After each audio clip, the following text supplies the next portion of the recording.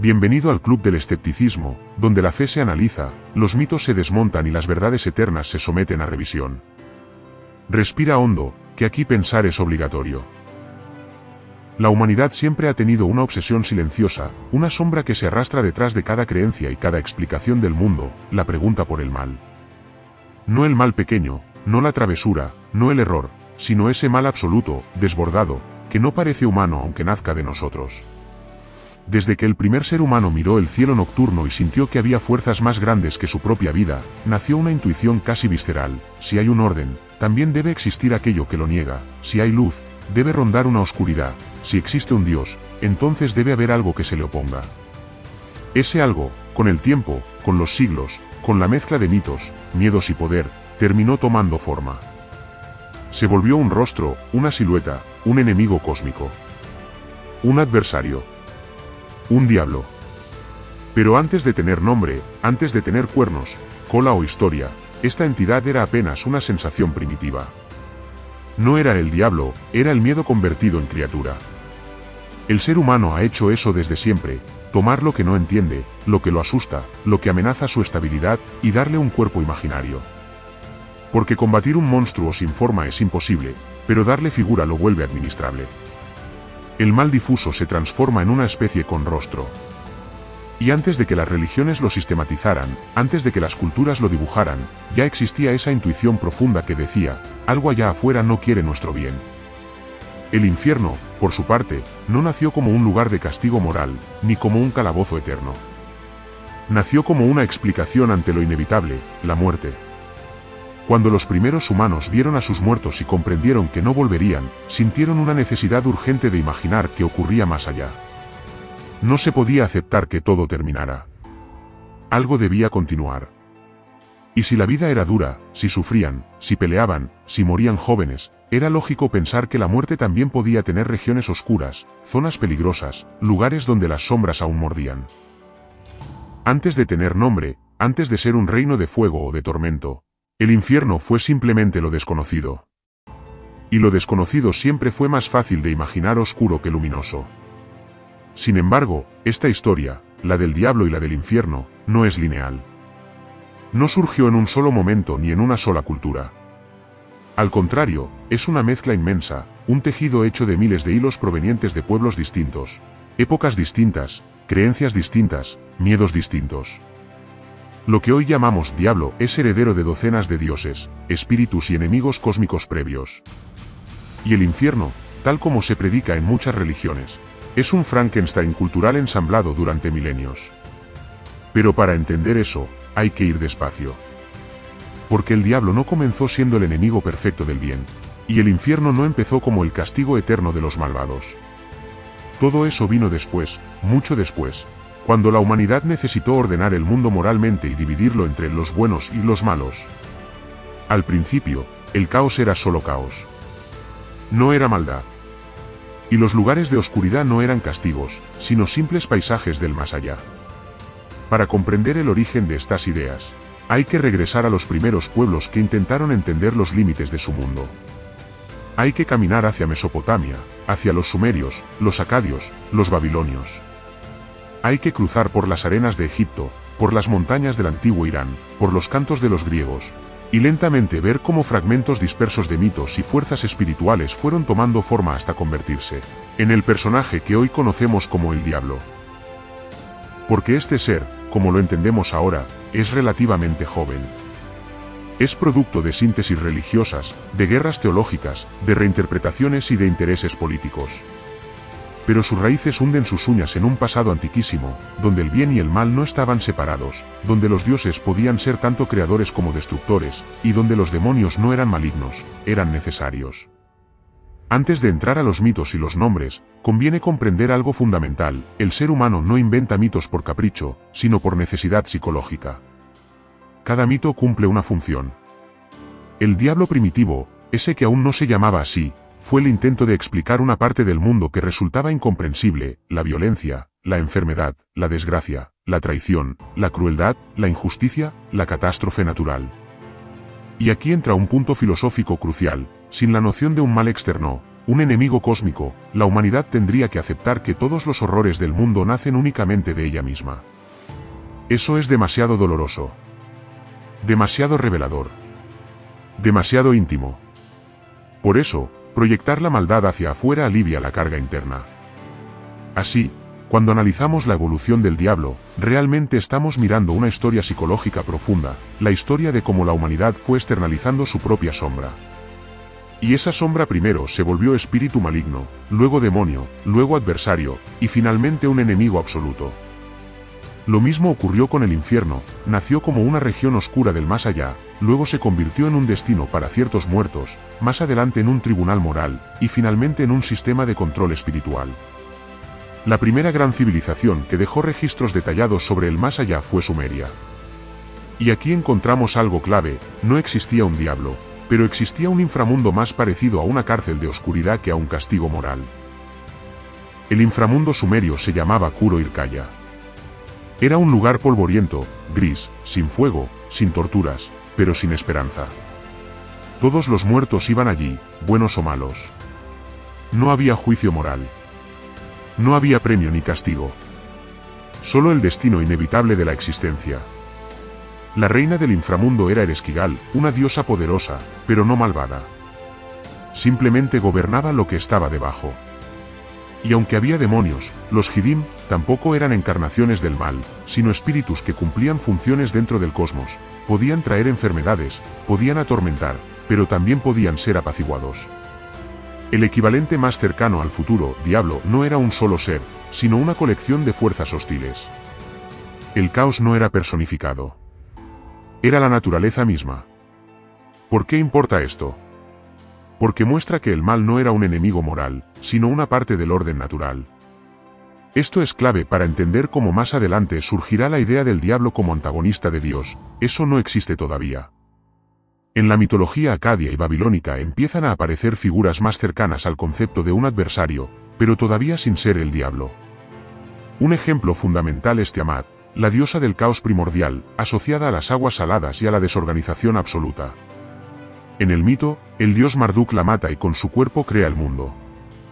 Hay conflicto entre orden y caos. Pero no entre bien y mal. Otro ejemplo, Pazuzu, un demonio temido, con aspecto monstruoso. Pero curiosamente, Pazuzu no era siempre maligno, también protegía contra otros males peores. Doble naturaleza. Ambigüedad. Nada de enemigo absoluto. El inframundo babilónico era parecido al sumerio, oscuro, triste, inevitable, pero no moral. Aquí aparece algo importante: aunque hay demonios, espíritus hostiles, fuerzas del caos, no existe un líder del mal. Todavía no hay diablo. Egipto aporta otro ingrediente crucial: un inframundo estructurado, con juicios, salas, guardianes, monstruos, y castigos para quienes vivieron injustamente. No es todavía el infierno cristiano, pero ya se asoma la idea de merecer el destino después de la vida.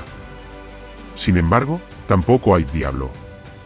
El enemigo del orden universal era Apophis, una serpiente gigante que cada noche intentaba devorar la barca del dios Sol-Ra. Apophis representa el caos eterno que amenaza el orden, pero nuevamente, no es moral, es cósmico. Y eso nos deja una pista fundamental: para que exista un diablo como figura moral, primero tiene que existir una religión centrada en un único Dios absolutamente bueno. Y eso no pasaba aún. Si hay un punto en la historia que marca un antes y un después en esta evolución, es el zoroastrismo. De todas las religiones antiguas, es la primera que plantea de manera clara y contundente una dualidad moral absoluta entre un Dios bueno y un espíritu maligno que se le opone. Aquí aparece Angra Mainyu, también llamado Ahriman, el espíritu de la destrucción, enemigo directo de Ahura Mazda, el dios de la luz y la justicia. Ahora sí hay un adversario cósmico moral. No es caos, es maldad. No es desorden, es intención destructiva. Aquí es donde nace el concepto que más tarde influirá al judaísmo tardío, al cristianismo y al islam: la idea de que el mal no es solo parte del mundo, sino una voluntad hostil. El infierno zoroastriano, Duzak, ya es un lugar de castigo moral. No es un destino inevitable. Es consecuencia de tus actos en vida. Esto marca la transición clave hacia el infierno moralizado que llegará siglos después. para entender cómo el concepto del diablo comenzó a tomar forma dentro de la tradición hebrea, esa misma que luego influiría decisivamente al cristianismo y al islam. Hay que tener algo muy claro desde el principio: el judaísmo temprano no tenía diablo. No existía un enemigo cósmico de Dios. No existía un reino de tormento eterno. No existía una guerra metafísica entre fuerzas absolutas.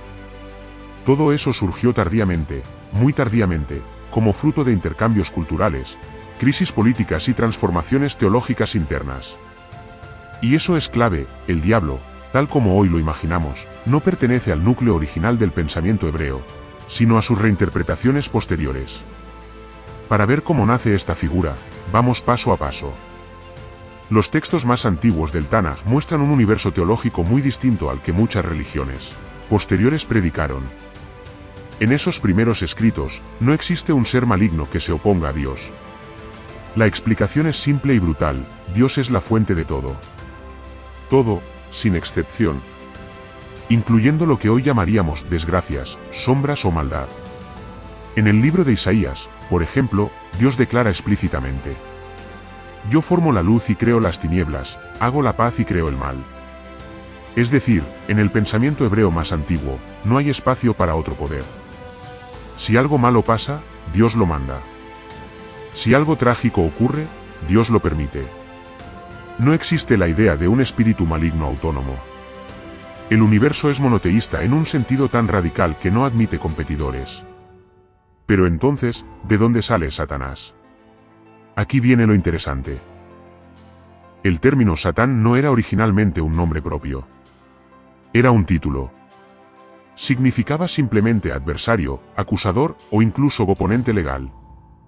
Como si dijéramos el fiscal. No era un rebelde. No era un caído. No era el enemigo del bien. Era un empleado de Dios, parte de la corte celestial. Su función era examinar, poner a prueba, cuestionar la rectitud de las personas. No para destruirlas, sino para revelar su verdadera naturaleza. Su papel no era maligno, era necesario dentro del orden moral que Dios administraba. Un ejemplo claro está en el libro de Job. Allí, el Satán aparece dialogando con Dios de manera completamente normal, como un subordinado que cumple una tarea. No hay hostilidad cósmica. No hay traición. No hay rebelión. Simplemente cumple su función: poner a prueba al ser humano para demostrar su fidelidad. Es decir, en el judaísmo temprano, Satán no era el diablo. Era un fiscal del reino. Un adversario funcional, no un espíritu maligno independiente. ¿Cómo pasamos de ese Satán funcionario al monstruo absoluto que domina la imaginación religiosa? La respuesta está en los acontecimientos históricos, no en la teología pura. El pueblo hebreo sufrió un evento que cambiaría para siempre su manera de comprender el mundo: el exilio en Babilonia, en el siglo VI a.C. Cuando un pueblo pierde su tierra, su templo, su identidad política y su seguridad espiritual, la teología empieza a preguntarse cosas incómodas. ¿Por qué Dios permitió esto? ¿Es Dios verdaderamente justo si permitió que su pueblo fuera humillado? ¿Hay alguna fuerza enemiga operando en el mundo? Durante este exilio, los hebreos convivieron con ideas religiosas de los babilonios y persas. Y fue en Persia donde encontraron el zoroastrismo, con su dualismo moral claro: un Dios bueno enfrentado a un espíritu maligno. Es imposible que esta influencia no dejara huella. No significa que el judaísmo adoptara completamente esa visión, pero empezó a replantear sus conceptos. El mal ya no parecía únicamente un instrumento divino, sino quizá una fuerza con cierta autonomía.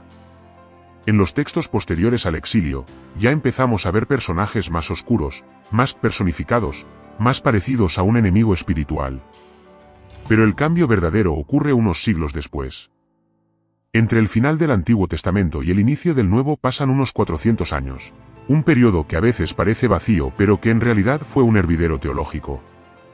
En ese tiempo surgieron muchos escritos judíos que no quedaron dentro del canon bíblico, pero sí influyeron decisivamente en la mentalidad de la época.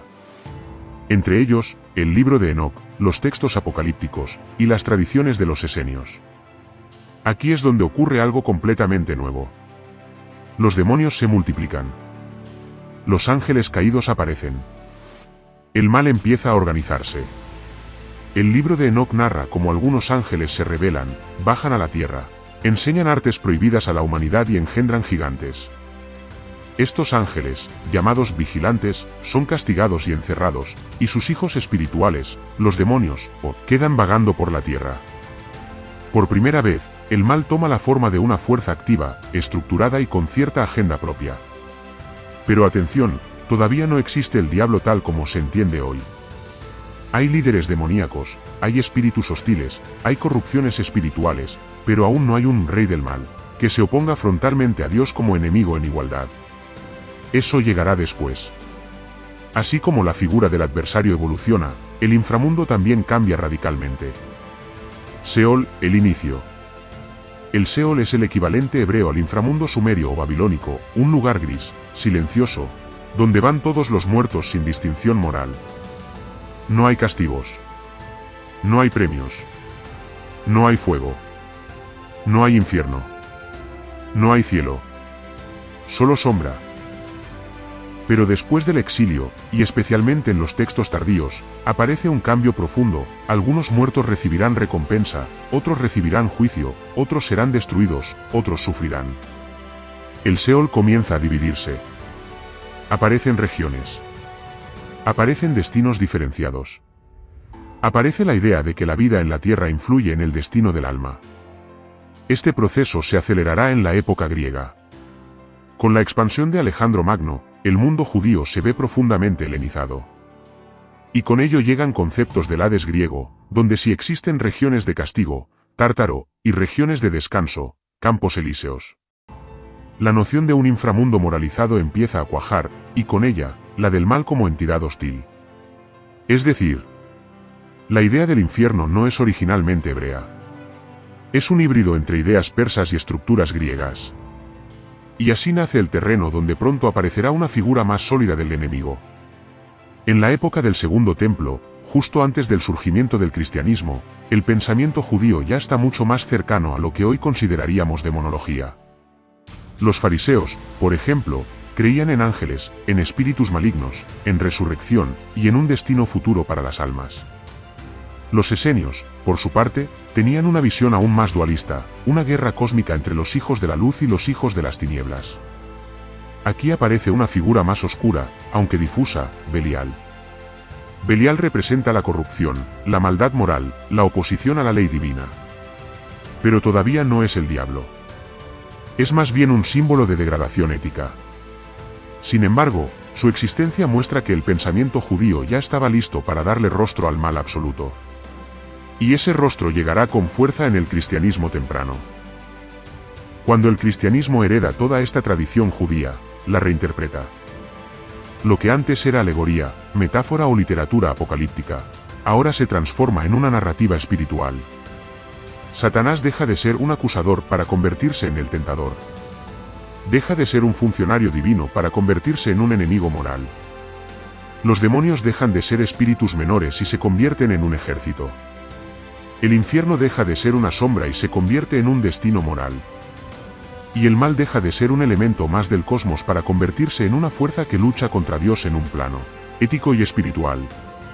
Ese salto transforma completamente la historia. Pero antes de llegar al cristianismo queda un aspecto más por analizar, la dimensión filosófica que empieza a colorear estas transformaciones. Porque mientras el judaísmo evoluciona teológicamente, el pensamiento griego introduce preguntas nuevas.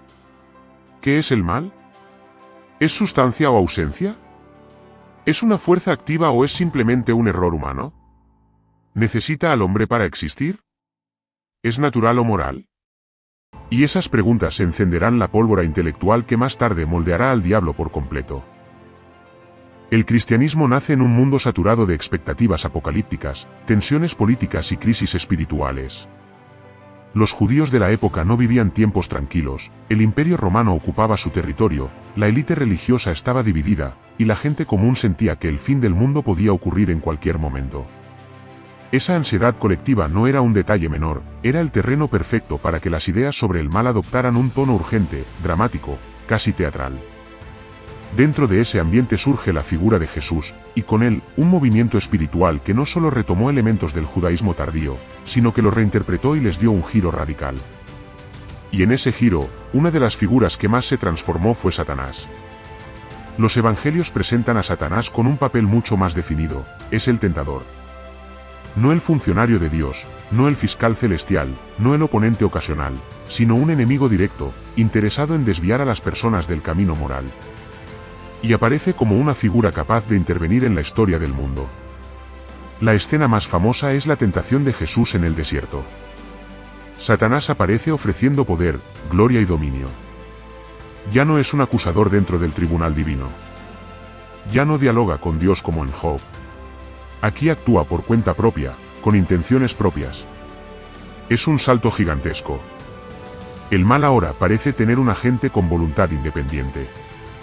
Y ese agente tiene un objetivo claro: interferir en la misión divina. Pero ojo, en esta etapa aún no es el rey del infierno, ni un ser omnipresente, ni una entidad terriblemente poderosa. Todavía no existe esa idea. Satanás sigue siendo un personaje secundario, un tentador, un obstáculo, una sombra peligrosa pero limitada. Pero al cristianismo le espera un crecimiento explosivo. Y mientras más se expande, más crece la figura del diablo. Las primeras comunidades cristianas vivían en persecución, desconfianza, clandestinidad y conflicto con la sociedad romana. Y donde hay conflicto, suele aparecer la necesidad de explicar el mal, el sufrimiento y las derrotas. Pablo de Tarso, uno de los grandes arquitectos teológicos del cristianismo, introduce un elemento importantísimo: una guerra espiritual permanente. Pablo no habla tanto de un diablo con nombre propio, pero sí describe poderes, principados, potestades y espíritus del mal que operan en el mundo. El mal empieza a verse como una estructura organizada, casi militar. No es casualidad, las primeras iglesias sentían que vivían en territorio enemigo. Y cuando una comunidad se siente amenazada, tiende a crear un adversario espiritual que explique sus dificultades. El diablo empieza a tomar forma como un general del mal, aunque todavía sin biografía clara. Y llega entonces el libro más explosivo de todo el canon cristiano, el Apocalipsis de Juan. Aquí sí encontramos un enemigo que ya parece sacado de una mitología completa. El dragón. La serpiente antigua. El acusador. El engañador de las naciones. Estas cuatro imágenes se fusionan en una figura única que ya tiene características de un enemigo cósmico. Representa caos, destrucción, desorden moral, violencia, corrupción política y espiritual. El Apocalipsis no es un libro literal ni histórico, es una visión simbólica cargada de metáforas. Pero esas metáforas son poderosas. Y cuando una imagen poderosa entra a una religión joven, la marca para siempre. Con el Apocalipsis, el diablo deja de ser un personaje funcional y se convierte en un símbolo total del mal, una figura capaz de enfrentar a Dios en un drama cósmico. El combate entre bien y mal ya está estructurado. Y el público queda fascinado. Esa fascinación crecerá con los siglos. Mientras el diablo se transforma, el infierno también cambia. Jesús habla de la Gehenna, un valle real usado como basurero en Jerusalén, lleno de fuego, gusanos y contaminación. La metáfora es fuerte, clara y directa, un destino de degradación moral. Pero los cristianos posteriores mezclan esa imagen con elementos de el Hades griego, el Tártaro, la literatura apocalíptica judía, las ideas persas de juicio final, las visiones romanas de castigo civil, las fábulas populares del más allá. El resultado es lo que hoy llamamos infierno, un lugar de tormento consciente, eterno, moral, intencional. Y aquí ocurre algo clave en la historia de la religión. El infierno se convierte en una herramienta pedagógica. No en un simple destino mítico, sino en una manera de transmitir valores. Respeto por la norma. Obediencia moral. Control de impulsos. Disciplina social. Miedo a la transgresión. Es el miedo convertido en doctrina. Pero todavía falta lo más poderoso: el cristianismo se expansiona por el Imperio Romano. Y con esa expansión viene la necesidad de institucionalizar el mal. Cuando la Iglesia se organiza, necesita respuestas coherentes. Y los primeros padres de la Iglesia, Agustín, Orígenes, Tertuliano, Gregorio, Ireneo, se dedican a construir una teología sólida. Y en ese proceso, el diablo se vuelve indispensable. Agustín introduce la idea del mal como privatio boni, ausencia del bien, pero aún así le da al diablo características personales. No es creador de nada, pero sí corruptor. No es igual a Dios, pero sí enemigo espiritual. Orígenes especula sobre la caída de las almas y la preexistencia espiritual, insinuando que los demonios pudieron ser seres que eligieron el mal. Ireneo introduce una narrativa más histórica, donde el diablo seduce a la humanidad en el Edén y desde entonces busca manipular la historia. Gregorio Magno profundiza en la idea del infierno como estructura moral de justicia divina. En pocas palabras, la Iglesia convierte al diablo en una figura institucional. Un concepto coherente, útil y teológicamente necesario. El infierno deja de ser una metáfora y se transforma en un dogma. Los demonios ya no son parte del folclore, son parte de la cosmología. El mal ya tiene rostro, nombre, jerarquía y propósito. Y con la Edad Media, ese rostro será tallado en piedra. Si el cristianismo antiguo dio forma al diablo, la Edad Media se encargó de vestirlo, pintarlo y volverlo protagonista. La Europa medieval era un mundo donde la vida era frágil, epidemias, guerras, hambrunas, pobreza, supersticiones, y una iglesia que era la institución más poderosa del continente. En un ambiente así, la necesidad de explicar el sufrimiento era constante. Y el diablo se convirtió en la explicación predilecta. Los monjes de los desiertos narraban visiones donde demonios los atormentaban. La literatura geográfica se llenó de historias donde los santos luchaban con espíritus. El mal empezó a verse como algo cercano, cotidiano, casi psicológico. Poco a poco, la sociedad comenzó a creer que ciertas personas podían pactar con el diablo. No era un enemigo lejano, podía estar encarnado en una anciana, un curandero, un extranjero, un marginado. El miedo se volvió carne. Y la Iglesia vio la oportunidad de regularlo. Las iglesias y catedrales empezaron a representar demonios grotescos, híbridos de animales, figuras deformes, rostros retorcidos. Esa estética no solo era arte, era pedagogía visual en una Europa analfabeta. La gente veía al diablo en piedra, en fuego, en vitrales, en frescos. Lo tenía delante, incluso sin saber leer. Era imposible que la idea no se volviera poderosa. Y llega Dante Alighieri con su Divina Comedia, y ahí sí. El infierno queda grabado para siempre en el imaginario occidental. Dante no solo escribe poesía, diseña un mapa moral del universo. 9 círculos. Cada uno con un tipo de pecado. Cada pecado con su castigo. Cada castigo con su lógica filosófica.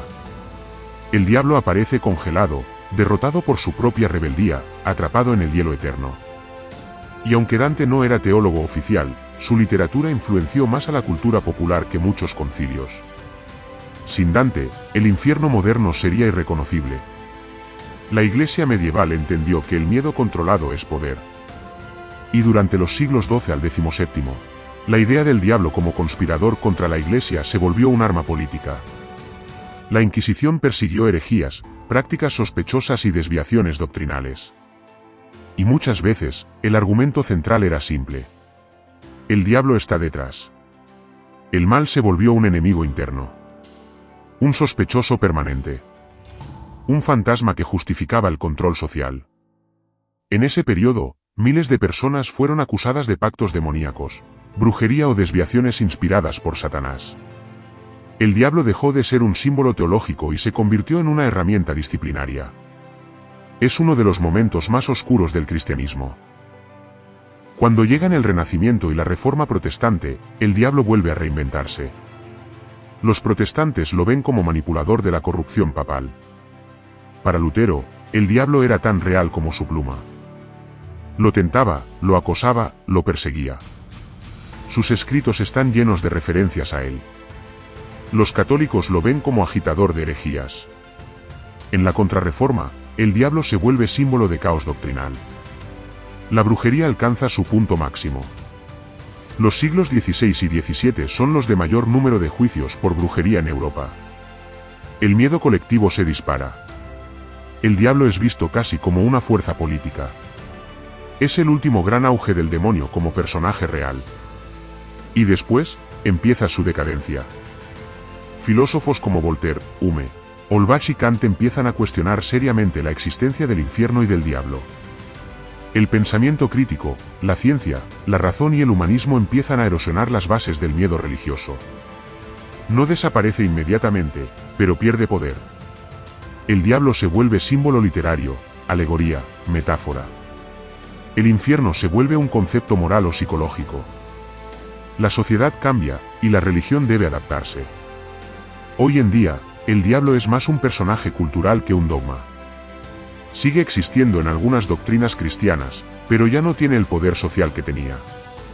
En cambio, domina el cine, la literatura, las series, la música, el arte, los videojuegos. El infierno se volvió escenario. El diablo se volvió protagonista estético. Y en ese proceso, el mal empezó a verse menos como una entidad externa y más como una metáfora de la condición humana, de nuestras sombras, temores, impulsos y contradicciones. Lo interesante es que, aunque la cultura moderna se secularizó, el símbolo del diablo sobrevivió. Porque es sutil, narrativo, poderoso, impactante. Porque representa lo que nos aterra reconocer. Nuestro propio potencial destructivo. Las ideas nunca desaparecen, mutan, se disfrazan, se infiltran en nuevas formas de pensamiento. Cuando la humanidad entró en la modernidad, muchos proclamaron que el diablo moriría, que el infierno se evaporaría bajo el brillo de la razón ilustrada. Pero la historia, caprichosa como siempre, demostró lo contrario. El diablo perdió sus cuernos, pero encontró nuevas máscaras. El infierno dejó de ser un pozo ardiente bajo nuestros pies y pasó a ser un paisaje psicológico, social o incluso tecnológico. La modernidad no eliminó el mal, solo lo redistribuyó. Y en ese proceso, el concepto del diablo, esa figura que atravesó culturas antiguas, se consolidó en el cristianismo medieval y gobernó durante siglos la imaginación de Occidente. Encontró nuevas funciones, nuevos territorios y nuevas narrativas. El Renacimiento fue un punto de inflexión. Mientras artistas, filósofos y científicos luchaban por liberar el pensamiento humano de dogmas, la Iglesia reforzaba el miedo al infierno para conservar su poder. Es curioso, cuanto más florecía el pensamiento libre, más intensas eran las imágenes infernales en sermones, frescos y manuales. El infierno se convirtió en el recordatorio último de la obediencia, y el diablo en el adversario estratégico para contener el auge del escepticismo. Por eso no es casual que las famosas pinturas del juicio final en esa época alcanzaran niveles extremos de detalle. Demonios destripando almas, fuegos inextinguibles, torturas inimaginables. Era una respuesta simbólica al crecimiento de la duda. La Reforma protestante, por su parte, no suavizó la figura del diablo, la intensificó. Lutero hablaba del diablo como si fuera su vecino fastidioso. Para él, Satanás no era una metáfora moral, sino un enemigo activo. Y ese miedo alimentó guerras, persecuciones y una ansiedad colectiva que desembocó en episodios históricos tan oscuros como la caza de brujas. Aquí, el infierno dejó de ser solo un destino final, se convirtió en una presencia cotidiana. Si una mujer curaba con hierbas, si alguien tenía un mal carácter, si un pueblo sufría una mala cosecha, era culpa del diablo. El mal encontró un lenguaje estructurado para caer sobre personas específicas. Y miles murieron porque la sociedad occidental estaba convencida de que luchaba contra agentes infernales, infiltrados en la vida diaria. Pero la modernidad, a pesar de todo, avanzaba. La ciencia comenzó a dar explicaciones donde antes solo había superstición. Las enfermedades ya no eran castigos divinos ni ataques demoníacos, sino procesos biológicos. Los fenómenos meteorológicos dejaban de ser señales místicas para convertirse en fenómenos naturales. La psicología emergía para desarmar la idea de posesión. Y sin embargo, el concepto del mal seguía ahí, buscando una nueva forma de articularse. Si el diablo ya no podía asustar con fuego, lo hacía con ideas. Si el infierno no podía amenazar desde abajo, lo hacía desde adentro de la conciencia humana. La Ilustración representó algo así como un terremoto para la teología tradicional. Filósofos como Voltaire, Spinoza, Kant y otros vieron al infierno como una herramienta política y al diablo como un símbolo antropológico. La crítica era clara: un Dios que tortura eternamente no puede ser moralmente superior al ser humano. ¿Cómo conciliar el amor divino con la crueldad infinita del infierno? ¿Cómo justificar una condena eterna por fallas temporales? En el terreno filosófico, estos argumentos minaron la credibilidad de la doctrina tradicional. Y si la lógica debilitaba al infierno, era cuestión de tiempo para que las instituciones comenzaran a reinterpretarlo. Pero no todo avanzó hacia lo racional. En el siglo XIX, mientras la ciencia ganaba terreno, el espiritismo, la teosofía y una avalancha de movimientos esotéricos reactivaron la fascinación por figuras demoníacas. El diablo se volvió más literario que doctrinal. Dante, Milton, Goethe y un sinfín de autores crearon un Satanás más complejo, más trágico, más intelectual. Ya no era el monstruo medieval, era un rebelde, un símbolo del pensamiento desafiante, un espejo para examinar la condición humana. Esta reinterpretación, por supuesto, no borró las doctrinas religiosas, pero generó un nuevo territorio simbólico donde la figura del diablo ya no era solo miedo, también era metáfora. El siglo XX, en cambio, enfrentó al mundo con horrores tan profundos que muchas personas sintieron que el infierno había subido a la tierra. Los campos de concentración, las guerras mundiales, los genocidios, las bombas nucleares, las dictaduras y las limpiezas étnicas hicieron que muchos teólogos y filósofos se preguntaran dónde estaba realmente el mal. ¿En una figura invisible con cuernos o en la capacidad humana para la destrucción? Hannah Arendt introdujo ese concepto inquietante, la banalidad del mal. El infierno ya no era un lugar sobrenatural, sino la consecuencia de la indiferencia, la obediencia ciega y la falta de reflexión moral. Esta reinterpretación golpeó la idea clásica del diablo. ¿Para qué culpar a un ser invisible si el ser humano es perfectamente capaz de causar sufrimiento sin ayuda externa? El psicoanálisis también aportó una nueva mirada. Sigmund Freud interpretó la figura del diablo como una representación del vello, los impulsos reprimidos, la agresión, el caos interno.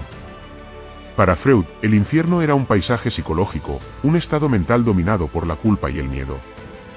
Carl Jung, por su parte, habló de la sombra, el lado oscuro que cada ser humano posee y que, si no se enfrenta, puede generar monstruos internos tan peligrosos como cualquier demonio del folclore. Esta lectura psicológica no eliminó la dimensión espiritual para muchas personas, pero sí ofreció una visión más íntima y humana del mal. Ya en el siglo XXI, la cultura popular terminó de transformar al diablo en un personaje multifacético. Películas, series, cómics, novelas e incluso videojuegos lo representan como villano, como antihéroe o incluso como protagonista carismático. El infierno se interpreta de múltiples formas, a veces como un lugar físico, otras como una dimensión paralela o como un sistema autoritario donde las almas son administradas como recursos. Esta diversidad no disminuye su impacto cultural, al contrario, demuestra que la humanidad aún necesita estos símbolos para expresar sus miedos, sus deseos y sus conflictos. Pero la influencia actual del diablo y el infierno no se limita al entretenimiento. En muchos contextos religiosos contemporáneos, el infierno sigue siendo una herramienta emocional poderosa. Algunas iglesias lo utilizan para reforzar la moral comunitaria, otras lo reinterpretan como separación espiritual, como consecuencia natural de decisiones éticas. Y en ciertos sectores fundamentalistas, la idea del diablo continúa siendo una presencia activa que explica cualquier desviación del orden establecido. En política, el concepto del enemigo demonizado sigue vigente. No se lo llama Satanás, pero la estrategia es la misma de siglos atrás. Se construye una imagen del adversario como peligro absoluto, como amenaza moral. Se le despoja de humanidad y se lo convierte en símbolo del caos. El lenguaje cambia, pero la estructura mental es idéntica a la de las antiguas representaciones demoníacas. Y luego está la interpretación tecnológica. Para algunos pensadores contemporáneos, el nuevo infierno se encuentra en sistemas opresivos, en la vigilancia electrónica, en la manipulación de información, en la adicción digital. El mal ya no es una figura contridente, es un algoritmo que te controla sin que lo veas. El miedo se volvió más abstracto, más silencioso, más profundo. El diablo moderno no necesita aparecer en las sombras, basta con que te mire desde la pantalla sin que tú lo notes. En este panorama, la pregunta inevitable es, ¿sigue existiendo el diablo? La respuesta depende de cómo definamos existir. Para algunos, Satanás es un ser real, un espíritu adversario que opera en el mundo. Para otros, es un símbolo cultural de la lucha interna entre la razón y el deseo, entre la ética y el impulso. Y para un mundo cada vez más secular, El diablo es una figura literaria que representa la complejidad moral de la condición humana. Pero quizás la clave está en reconocer que el mal nunca fue una figura externa, sino un espejo. El infierno no está bajo nuestros pies, está en nuestras decisiones. No es un lugar al que se llega por accidente, sino el resultado acumulado de acciones humanas, individuales y colectivas. Y aunque cada cultura y cada época ha vestido ese mal con distintas máscaras, dioses hostiles, demonios, espíritus, adversarios metafísicos, símbolos psicológicos, la experiencia humana del sufrimiento y la destrucción sigue siendo alarmantemente real. Así que la reflexión final es inevitable: si el diablo es, históricamente, una proyección del mal humano, y si el infierno es un modo de imaginar las consecuencias últimas de nuestros actos, entonces la verdadera pregunta no es si existe Satanás, sino si estamos dispuestos a confrontar nuestras propias sombras. Porque mientras no lo hagamos, el mal seguirá buscando disfraces, y el infierno seguirá apareciendo en los lugares más inesperados. Este es el legado más profundo de toda la historia analizada. El diablo evoluciona porque nosotros evolucionamos, el infierno cambia porque nuestros miedos cambian. Y al final, detrás de todas esas imágenes, está la humanidad intentando comprenderse a sí misma. Gracias por llegar hasta el final de este recorrido. Si este capítulo te dejó pensando, te invito a seguir acompañándome en este camino donde la historia y las ideas se encuentran con nuestras preguntas más profundas. Y ya sabes, dale like, suscríbete y deja tu comentario, que tu voz también hace parte de esta búsqueda. Nos vemos en el próximo capítulo.